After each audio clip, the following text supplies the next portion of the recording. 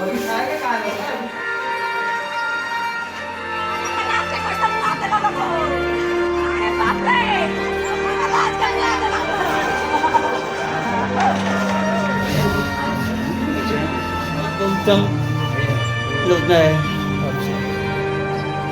के अंदर लोग हजारों हजार की संख्या में बढ़ रहे हैं, लेकिन इस मुख्यमंत्री को कुछ लेना देना नहीं है।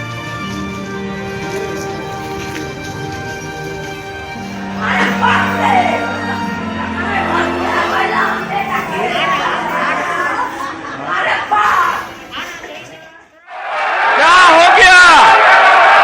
क्या हो गया? अरे तुम बोल रहे हो क्या? रेडी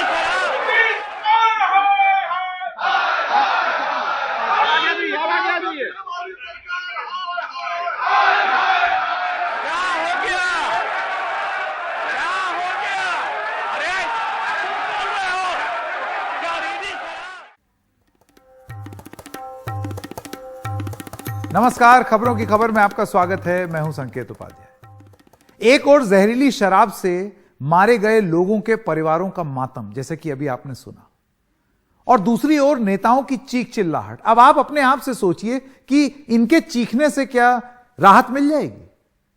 कहां तो बहस होनी चाहिए थी कि बिहार में शराबबंदी क्यों कारगर नहीं हो पा रही है, कहां खामियां हैं और कहां नहीं, लेकिन सिर्फ एक दूसरे पर आरोप प्रत्यारोप ही लग रहे हैं। नतीजा यह है कि छपरा जैसे हादसे बिहार में आए दिन हो रहे हैं। छपरा में 20 लोगों की मौत आज जहरीली शराब पीने से हुई है। छपरा का यह सदर अस्पताल गवाह है, जहां लगातार पीड़ित आते हैं, उनके परिजनों की चीख पुकार मची रही। यह दर्दनाक कहानी, जिसे सुनने के लिए आपको पीड़ित परिवारों की आवाज से ज्यादा उनकी आंखों के अंदर झांक कर देखना होगा। ये शराब पीने से मौत हुआ था। कब पिए थे शराब ये? 12 तारीख को ये शराब पिए थे। उसके बाद में सही थे, एक बार रात में ज़्यादा हालत खराब हो। हमारे भाई तो मतलब बहुत बेचैनी में थे और बोले कि ऐसे आंख से कुछ नहीं दिखाई दे रहा है हमको। मधु जी शराब पिलाकर, जहरीला शराब पिला राम जी से बेचवाते थे और हमारे भाई को पिलवा कर। तो राम जी साहब भी इसी में हैं जो? हाँ, राम जी साहब भी मर गए हैं। इस पर भी बयानबाजी ही ज्यादा चल रही है। अप्रैल 2016 में नीतीश सरकार ने चुनावी वादे के तहत बिहार में पूरी तरह नशाबंदी का फैसला लागू किया, यानी कि शराब बंद। भारतीय जनता पार्टी, जो पहले नीतीश कुमार के साथ सत्ता में थी, अब विपक्ष में है, तो सवाल पूछ रही है। यह अजीब सी स्थिति है बिहार में, जहां पर नीतीश कुमार को छोड़ करके बाकी सब अपनी शराबबंदी पर जो नीति है उसको बदलते रहते हैं। उधर आरजेडी, जो पहले विपक्ष में थी शराबबंदी के और अब नीतीश के साथ है, वो उससे सवाल पूछा जा रहा है। आइए सुनते हैं राजनीतिक रूप से क्या बयानबाजी वो कर रहे हैं और लागू हम लोग करते रहेंगे। इस तरह का एविडेंस आता है तो वो चाहे किसी भी पार्टी के हों, बीजेपी के हों या अन्य पार्टी के हों, इसका गिरफ्तारी में या कार्रवाई करने में हम लोग नहीं चूकते हैं। माननीय मुख्यमंत्री से आप अविलंब इस्तीफा दें, क्योंकि अब आप सरकार चलाने योग्य मुख्यमंत्री नहीं है और चुनाव में चले, जनता चुन के जिनको भेजेगी वो सरकार चलाएगी। और आप जो शराबबंदी के कारण जो जिद पर अड़े हुए हैं, जिस कारण से अभी तक कम से कम हम समझते हैं कि लाखों लोगों की मृत्यु हो चुकी है। लाखों लोगों की मृत्यु इस 9 साल के अंदर हुई है और शराब के कारण हुई है, और वो भी जहरीली शराब के कारण हुई है। सत्ता में भाजपा कितने साल रहे, आज इनको याद आ रहा है कि जहरीली शराब से लोग मर रहे हैं। लेकिन इतना चाहे शराबबंदी थी, चाहे शराबबंदी होते हुए या उससे पहले जब शराबबंदी नहीं भी थी, तो भी जहरीली शराब से लोग जो है मारे जाते थे। ये सच्चाई। शराब नीतीश कुमार जी के कारण हर दिन मौत हो रही है, हर दिन शराब से मौत हो रही है। केवल शराब से मौत नहीं हो रही है, अपराध बढ़ रहे हैं। और बिहार में शराब भगवान की तरह हो गया है कि भगवान हर जगह मौजूद हैं लेकिन दिखते नहीं। उसी तरह नीतीश कुमार जी का शराब दिखता नहीं लेकिन हर जगह मौजूद है। अब आप सोचिए, ये बयान अगर गिरिराज सिंह की जगह किसी और ने दे दिया होता तो अब तक भगवान की बेइज्जती बोल करके बहुत बड़ा पहाड़ खड़ा हो चुका होता। लेकिन बहरहाल मुद्दे से हटते नहीं हैं। बिहार में शराबबंदी का नतीजा यह है कि बिहार का एक रिपोर्ट कार्ड आपको दिखाया जाए। सीधी बात है, शराबबंदी नाकाम है। क्यों कह रहे हैं हम ये? 14 दिसंबर 2022 को सारण में जहरीली शराब से 20 लोगों की मौत हो गई। 4 अगस्त 2022 को सारण में जहरीली शराब से 11 लोगों की मौत हुई और कई लोग बीमार हुए। और 2 अगस्त 2022 को इसी सारण के ही रामदासपुर गांव में 2 लोगों की जहरीली शराब पीने से मौत हुई। जुलाई 2022 में पटना में 2 लोगों की जहरीली शराब पीने से मौत हुई। 18 से 22 मार्च 2022 भागलपुर, बांका, मधेपुरा, सीवान में कुल 42 मौतें हुई हैं। जनवरी 2022 में सारण में 5 लोगों की जहरीली शराब पीने से मौत हुई।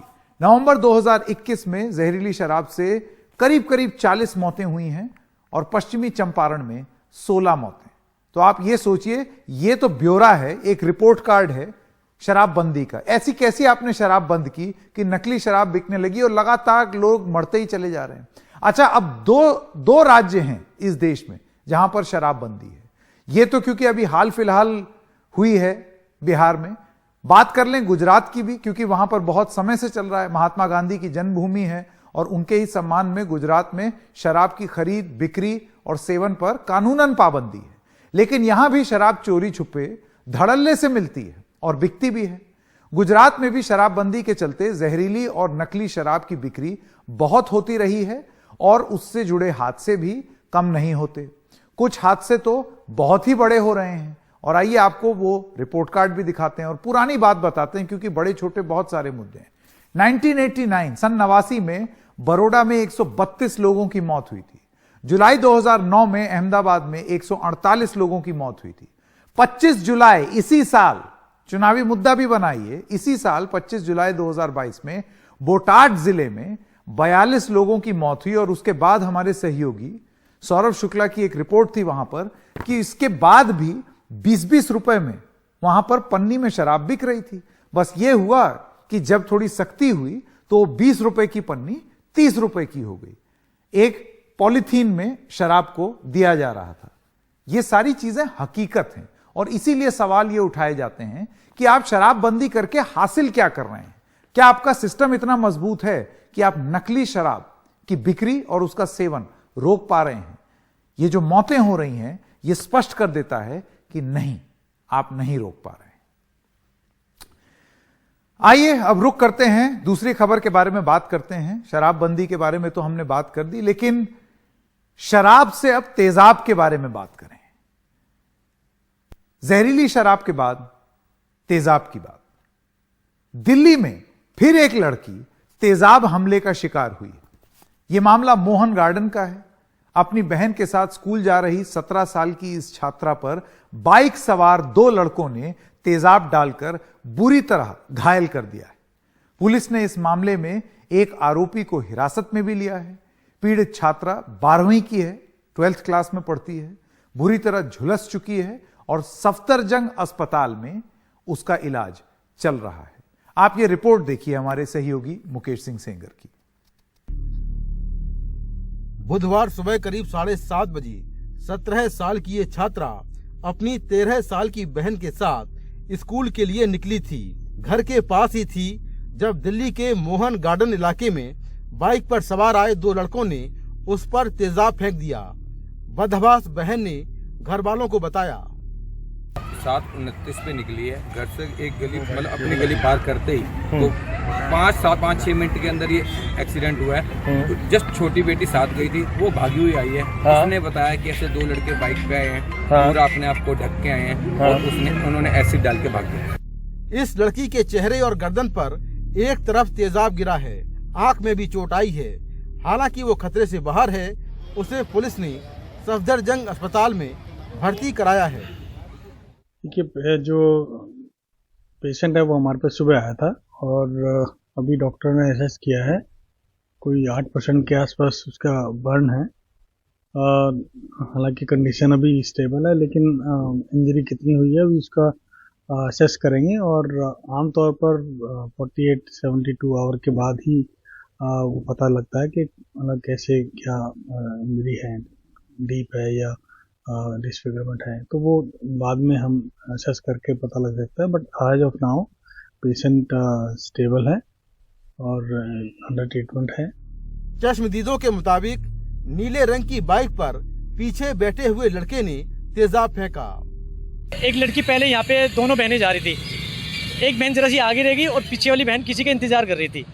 पीछे से एक बाइक वाला आया एक, और उस बाइक के ऊपर 2 लड़के बैठे थे, एक के ऊपर मास्क लगा हुआ था, एक के ऊपर हेलमेट लगा हुआ था। एसिड का गिलास था, लड़की के यहाँ पर सामने तेजाब डाला है लड़की के चेहरे पर। लड़की इधर भागी है लेफ्ट साइड के अंदर, मदद मांगने के लिए भागी है। पड़ोसियों ने उसके ऊपर पानी डाला है। पानी डालने के बाद में फिर वो बाइक वाले इस साइड से भागे हैं जोर से और राइट में टर्न लिया है। दिल्ली महिला आयोग और राष्ट्रीय महिला आयोग की टीम ने सफदरजंग अस्पताल का दौरा किया, पीड़ित से मुलाकात की और कड़ी कार्रवाई की मांग की। निर्णय नहीं लेती। दिल्ली महिला आयोग पिछले कई सालों से बार बार रिकमेंडेशन दे रहा है, नोटिस इशू कर रहे हैं, समन्स इशू कर रहे हैं कि कब रिटेल सेल ऑफ एसिड को बैन करोगे। आज दिल्ली की ये हालत है कि दिल्ली में कोई भी जाकर जैसे सब्जियां मिलती है ना, उस तरीके से कहीं से भी आसानी से एसिड खरीद के ले आता है और किसी के ऊपर भी डाल देता है। तो ये कब तक चलता रहेगा? क्यों सरकारें सो रही हैं और क्यों वो इसके ऊपर निर्णय नहीं लेती कि रिटेल सेल ऑफ एसिड को पूरी तरीके से बैन किया जाए? हमने मेडिकल सुपरिटेंडेंट और पीड़िता के पिता से मुलाकात की है। पिता की चिंता अभी यही है कि पीड़िता का अब तक आंखों का टेस्ट नहीं हो पाया है। इस बात को हम MS तक लेकर गए हैं। उन्होंने हमें आश्वस्त किया है कि जल्द से जल्द ये काम हो जाएगा। साथ ही उन्होंने हमें बताया कि पीड़िता का 7 से 8% शरीर जला है, लेकिन उसकी हालत स्थिर है। 7 to 8% burns, but the victim is stable right. इस मामले में दिल्ली पुलिस ने 3 आरोपियों सचिन अरोड़ा, हर्षित और वीरेंद्र को गिरफ्तार कर लिया है। पुलिस के मुताबिक सचिन और पीड़िता दोस्त थे, लेकिन 1 महीने से दोनों की दोस्ती टूट गई थी। पीड़िता अब सचिन से बात नहीं करना चाहती थी।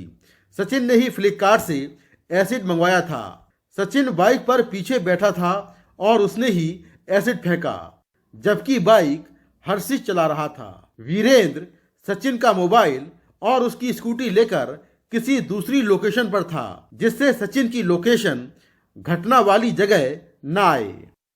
इन्वेस्टिगेशन के दौरान पता चला कि इसमें जो मेन अक्यूज्ड है वो सचिन अरोड़ा नाम का लड़का है, 19 साल का। उसको अरेस्ट कर लिया गया है। उसके साथ जो मोटरसाइकिल पर था दूसरा लड़का हर्षित, उसको भी अरेस्ट कर लिया गया है। इन्वेस्टिगेशन के दौरान पता चला है कि इसमें एक तीसरा लड़का भी इन्वॉल्व था इस कॉन्स्पिरेसी में। उसको वीरेंद्र सिंह उसका नाम है, उसको भी अरेस्ट कर लिया गया है। अभी तो जो एसिड है उसकी जो डिटेल जानकारी है, जो उसकी इफेक्टिवनेस है या जो उसमें एलिमेंट है इंजरी का, तो केमिकल एग्जामिनेशन होगा, लेकिन फ्लिपकार्ट के माध्यम से ये प्रोक्योर किया गया है। सुप्रीम कोर्ट ने अवैध तौर पर एसिड बेचने पर 2013 में ही पाबंदी लगा दी थी। पाबंदी लगाते वक्त सुप्रीम कोर्ट ने ये कहा था कि जो दुकानदार एसिड बेचेगा उसको एसिड बेचने के लिए लाइसेंस लेना होगा। इसके साथ में जो खरीदार एसिड लेगा उसको दुकान पर अपना ID प्रूफ दिखाना होगा और साथ में ये बताना होगा कि आखिर वो एसिड क्यों ले रहा है। अगर इन नियमों का उल्लंघन हुआ तो SDM दुकानदार पर 50,000 रुपए का जुर्माना लगा सकता है। लेकिन इतनी कड़ी पाबंदियों के बाद लगातार एसिड की धड़ल्ले से बिक्री जारी है और लगातार इस तरह की घटनाएं होती जा रही हैं। नई दिल्ली से मुकेश सिंह सेंगर, NDTV इंडिया। मुकेश जी ने एक बहुत जरूरी बात बताई, आपने नोटिस किया होगा। ऐसे नहीं है कि आप जाकर के एसिड खरीद सकते हैं, कानून है, इस पर लिखा पड़ी होगी। नियम बताते हैं पहले। सुप्रीम कोर्ट के दिशा निर्देश पर तेजाब की बिक्री पर क्या नियम है आपको वो बताएं। विक्रेता को खरीदार का नाम, पता और तेजाब की मात्रा का रिकॉर्ड रखना होगा।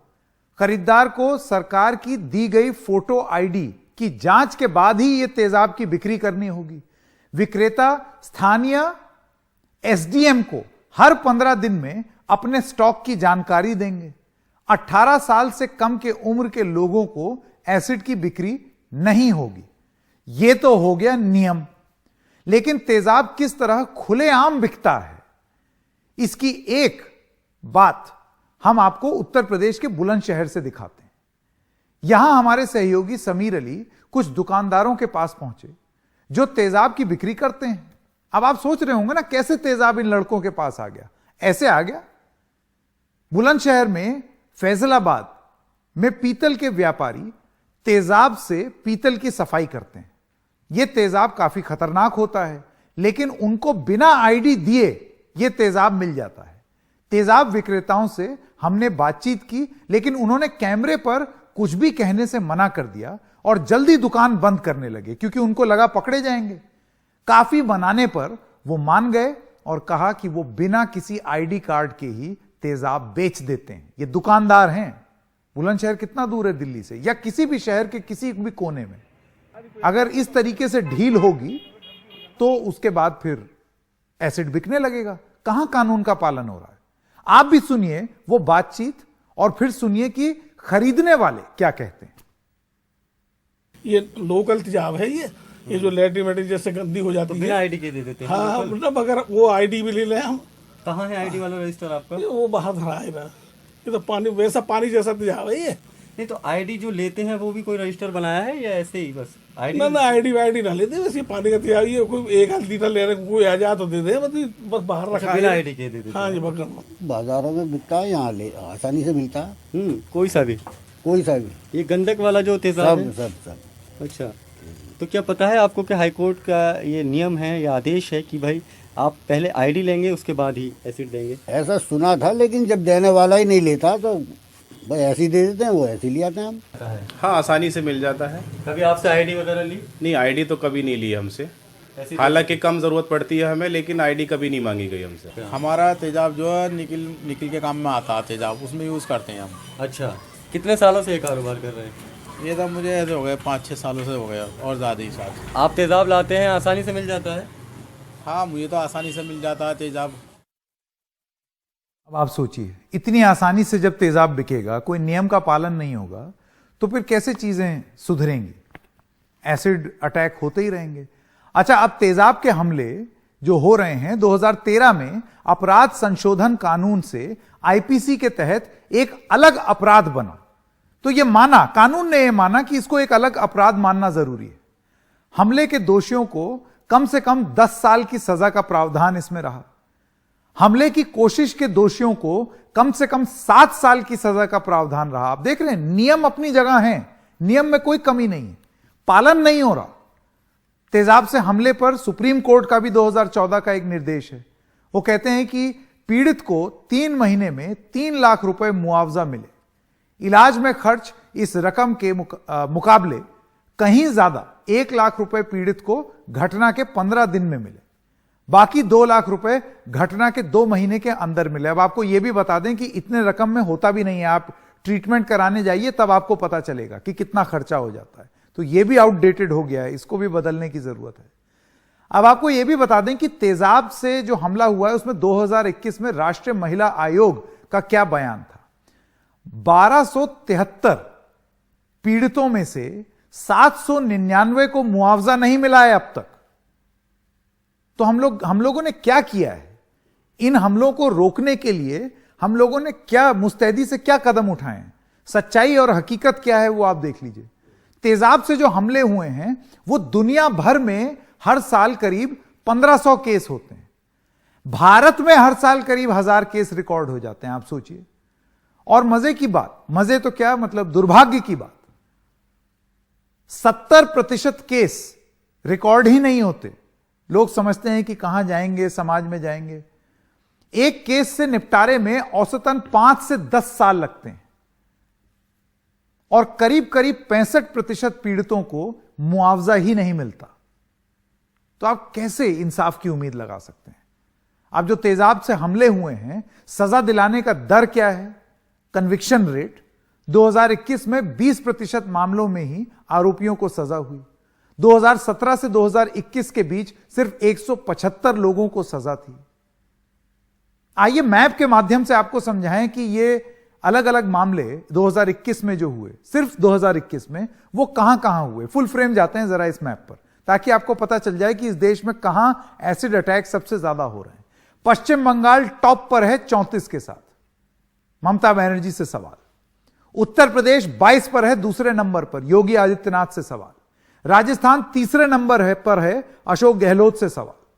महाराष्ट्र उसके बाद है, 12 अटैक यहां पर हुए, शिंदे से सवाल।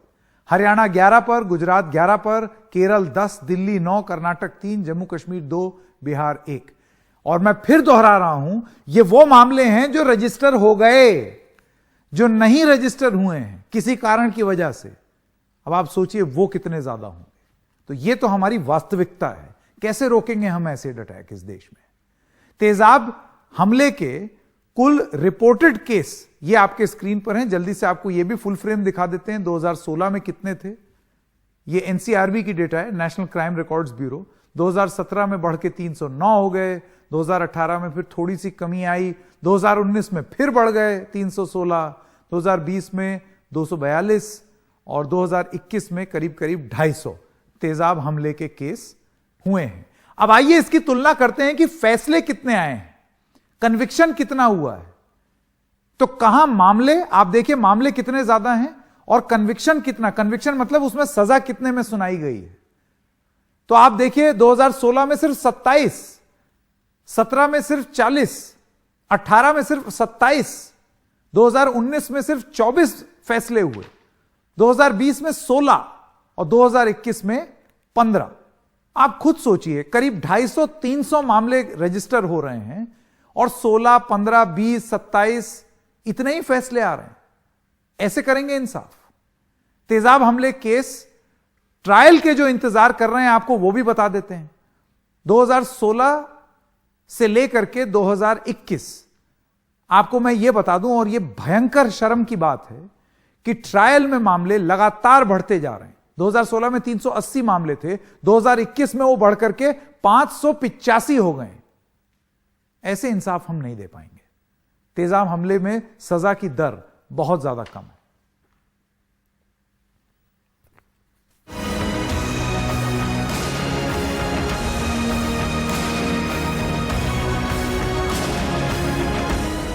हाँ, बहुत ज़्यादा भीड़ है यहाँ तो, बहुत ज़्यादा भीड़ है। और कई बार तो ये लगता है भी पता नहीं हम कहाँ पे आ गए हैं। मेरी तो फ्लाइट भी मिस हो चुकी है। 1 से 1.5 घंटे में हो सकता है वो। अगर आपको 3.5-4 घंटे चाहिए तो दैट मीन्स स्पेयर टाइम लेके आपको आना पड़ेगा ना। तो इस कार्यक्रम में शराब की बात की, तेजाब की बात की, अब जहाज की बात कर लेते हैं। ये एक और बड़ी समस्या हो गई है। हवाई यात्री जो हैं वो पूरी तरीके से बेहाल हैं, क्योंकि दिल्ली हवाई अड्डे का हाल ये है कि यहां पर लंबी लंबी लाइनें लग रही हैं। आपको ये बता देते हैं सबसे पहले, इससे पहले कि हम आपको अपने प्रदर्शन दिखाएं, कि इससे निपटने के लिए जो लंबी लाइन लग रही है त्योहारों की वजह से लग रही है। न्यू ईयर आ रहा है, सब लोग घर भर जा रहे हैं। तो एयरपोर्ट पर फ्लाइट वालों ने कहा कि आप 3.5 घंटा पहले आ जाइए। तो मजाक की बात यह है कि बताओ, एक डोमेस्टिक फ्लाइट के लिए आप 3.5-4 घंटा पहले बुला रहे हैं, बस ना जाए वहीं। कौन 4 घंटा पहले आता है? अच्छा चलिए कुछ चीजों को आपके सामने रखते हैं। अगर आसपास की जगह पर, दिल्ली से अगर जयपुर जाना हो, या अगर आपको लखनऊ जाना हो, देहरादून जाना हो, चंडीगढ़ जाना हो, तो फ्लाइट से अच्छा तो कोई दूसरा ऑप्शन है, क्योंकि आज तो फ्लाइट एकदम बेकार ऑप्शन हो गई। इतने देर तक आप अगर इंतजार कराएंगे, आइए वो आपको परिस्थितियां आपको बता दें। वो आपको ग्राफिक जरा यहां पर लोड करते हैं और आपको बताते हैं कि अगर आपको एक एक करके दिल्ली से उड़ करके अगर आपको चंडीगढ़ जाना है तो क्या स्थिति रहेगी। फुल फ्रेम चलते हैं इस पर। फ्लाइट से करीब 1 घंटे का सफर है ये, ट्रेन से करीब 4 घंटे का सफर है। लेकिन अब इस 1 घंटे में अगर आप एयरपोर्ट का 3.5 घंटा और जोड़ देंगे तो आप ट्रेन से आधे घंटे पहले पहुंच जाएंगे। तो कुल मिलाकर 4.5 घंटे का वक्त लगेगा फ्लाइट से, और उसके बाद फिर आप वो वहां पर उतर करके फिर कहीं और जाएंगे, फिर आप एयरपोर्ट आने में आपका जो टाइम लग रहा है। तो आप सोचिए, ट्रेन ना ले ले आदमी। आइए एक दूसरे शहर का भी उदाहरण लिया जाए। ये तो दिल्ली और चंडीगढ़ हो गया, दिल्ली और जयपुर की बात कर लेते हैं, यहां की भी उड़ान जो है वो करीब 45 मिनट या 1 घंटे की होती है, 50 मिनट का सफर होता है। ट्रेन से 5 घंटे का सफर है, एयरपोर्ट का 3.5 घंटा जोड़ लीजिए, आना जाना जोड़ लीजिए, सब कुछ मिला करके 4 घंटे से ज्यादा का वक्त लगता है। यानी कि फ्लाइट का जो पूरा मकसद होता है ना, जल्दी से टप से पहुंच जाने का, वो तो पूरा ही नहीं हो रहा है। तो आधे से आधे दाम में ट्रेन ना ले ले आदमी, आराम से बैठते हुए जाए, शताब्दी अताब्दी में आराम से बिस्किट खाते हुए। अब आइए देहरादून का सफर आपको दिखाएं। यहां से अगर दिल्ली से आपको देहरादून जाना हो तो वहां की फ्लाइट भी करीब करीब 1 घंटे की होती है, लगभग 1 घंटे की फ्लाइट होती है। 6 घंटे का ट्रेन का सफर है, रोड से भी बाय रोड भी 6-6.5 घंटे लगते हैं।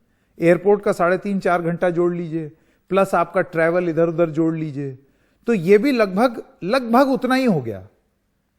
लगभग ऐसी स्थिति हो गई कि आप जितना प्लेन में आप फायदा नहीं कमा रहे हैं, उससे ज्यादा तो आप ट्रेन से या गाड़ी से जा सकते हैं।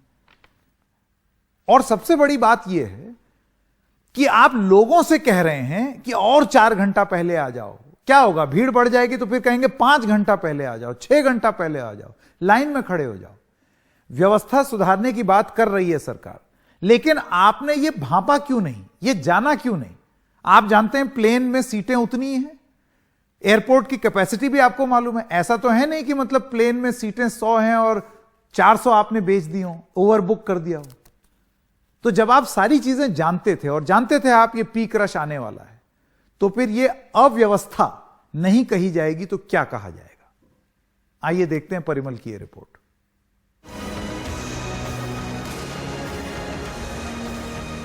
जो फ्लाइट लेने आप आमतौर पे आती थी, उससे आज पहले आना पड़ा? पहले तो आना पड़ा, बट ये है कि रश बहुत ज्यादा हो गया आजकल एयरपोर्ट के ऊपर। रश तो काफी हो गया है, पहले तो इतना रश नहीं रहता था। आपको खबर थी कि यहाँ पे फ्लाइट बहुत देरी से, यहाँ पे दिक्कत आ रही है? नहीं, ये उनने बोला था कि थोड़ा जल्दी आना, क्योंकि इसमें चेक इन में टाइमिंग ज्यादा लग रहा है। हवाई अड्डे पर भीड़ का इल्म था तो जल्दी आ गए। फ्लाइट पकड़ने की मारामारी की खबरों के बीच हर कोई ये एहतियात बरत रहा है। हालांकि कल तक जैसी भीड़ आज नहीं, पर पूरी तरह से हालात सुधरने में अभी वक्त लगेगा। फिलहाल हम दिल्ली के इंदिरा गांधी इंटरनेशनल एयरपोर्ट पे हैं और इस बीच में लगातार फुटफॉल्स बढ़ने की वजह से कई यात्रियों की मुसीबत बढ़ गई और उसके बाद कई सारे कदम यहाँ पर उठाए गए, जहाँ पे आप देखिए कि इस तरीके के बोर्ड भी लगाए गए हैं कि कागज़ किस तरीके से डॉक्यूमेंट्स रेडी रखें। इस तरह के अवेयरनेस बोर्ड लगाए गए जगह जगह पे।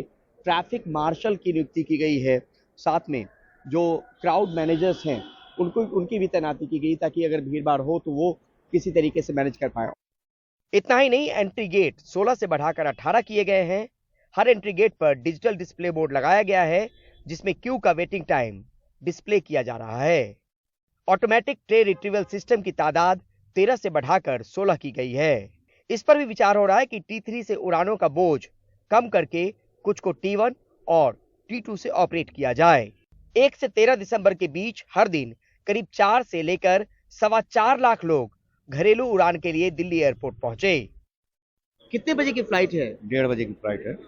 और कितने बजे पहुंच गए यहाँ पे? अभी आधा घंटा पहले पहुंच गया था।